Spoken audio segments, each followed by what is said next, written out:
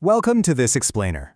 Okay, so you're gearing up for your very first ballroom dance class, and you might be feeling a little bit of beginner's anxiety right about now. You're probably picturing those dazzling sequin-covered gowns and sharp tuxedos from TV shows and wondering, what on earth am I actually supposed to wear to a Tuesday night practice? Well, take a deep breath and relax. Today, we're going to completely lower that anxiety. Because as you'll see, the studio is a place for learning. That means your class is entirely about posture, footwork, and movement, not high-fashion formality. Okay, let's dive into this. Ballroom dance classes are all about movement, posture, and comfort. That really captures our core theme today. Every single piece of clothing you choose to wear to the studio is actually a tool. It serves a highly specific technical purpose. Your goal isn't just to look polished. Your goal is to stay comfortable enough that you can completely forget about your clothes and focus 100% on your technique. So, here's our roadmap for building the perfect, highly functional dance outfit from the ground up. First, we'll look at comfort and fabric. Then, footwear needs. Next, standard versus Latin styles. After that, coverage and safety. And finally, the final checklist. All right, Section 1, Comfort and Fabric, Building the Foundation. When we're talking about the ideal fit, you really want clothing that follows your body's lines. You don't want it to be painted on, but you definitely need breathable, stretchy fabrics. Think cotton blends, jerseys, or performance knits. Why? Because function always beats fashion on the dance floor. You're going to be sweating under bright studio lights and spending a surprising amount of time walking backward at high speeds. If you're wearing bulky layers, they're just going to bunch up uncomfortably. You also want a secure neckline on your top so you aren't constantly tugging at it mid-spin. And for bottoms, you absolutely need materials that allow for easy bending at the hips and knees. That's literally critical when you're practicing steps, rises, and complex footwork. Moving on to Section 2, Footwear Needs, the biggest difference maker.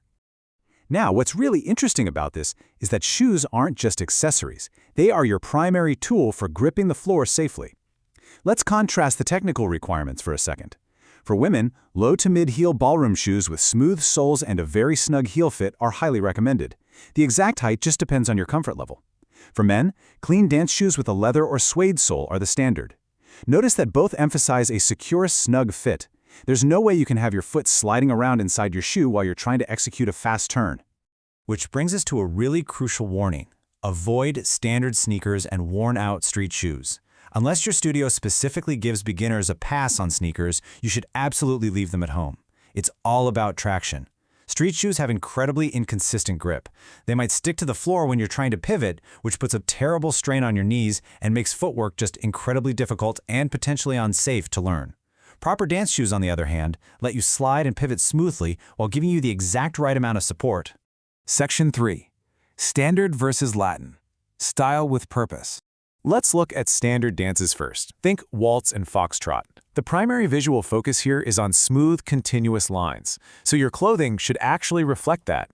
Dresses with flowing skirts or tops that stay neatly in place are ideal. Or, if you prefer separates, a fitted top paired with a flowing skirt or beautifully tailored trousers works perfectly. As you rotate and travel across the floor, these flowing garments visually enhance that smooth, continuous movement, which really helps your instructors see your lines clearly. Contrast that with Latin dances, like the cha-cha, rumba, or samba.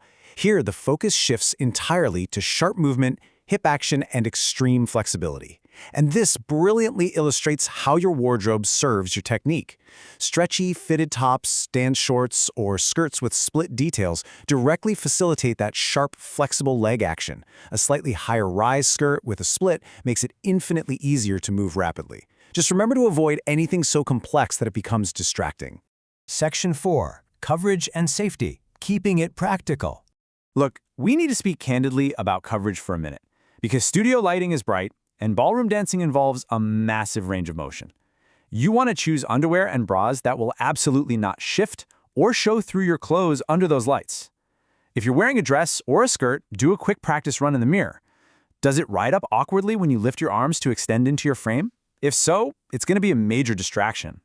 Your goal is stable clothing that gives you total freedom to move without a second thought. When it comes to grooming and accessories, definitely follow a very strict less is more rule. Keep accessories minimal. Long dangling earrings and loose bracelets aren't just annoying, they are actual safety hazards. When you're in a close contact hold or doing rapid turns with a partner, loose jewelry can easily catch on clothing or scratch someone.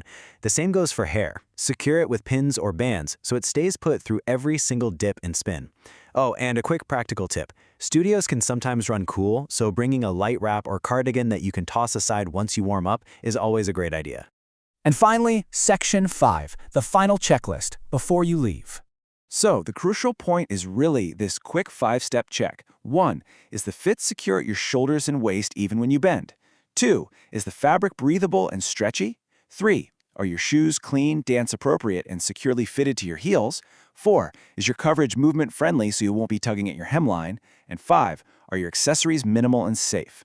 Check all these boxes and you're going to spend zero energy adjusting your clothes, which means 100% of your energy goes straight toward building your footwork, posture, and partner-ready technique. When in doubt, it's always a smart move to double-check with your specific studio's dress code, as many have their own unique little guidelines for beginners. But with this blueprint in mind, you have absolutely everything you need to succeed. The right fabric, the right shoes, the right mindset.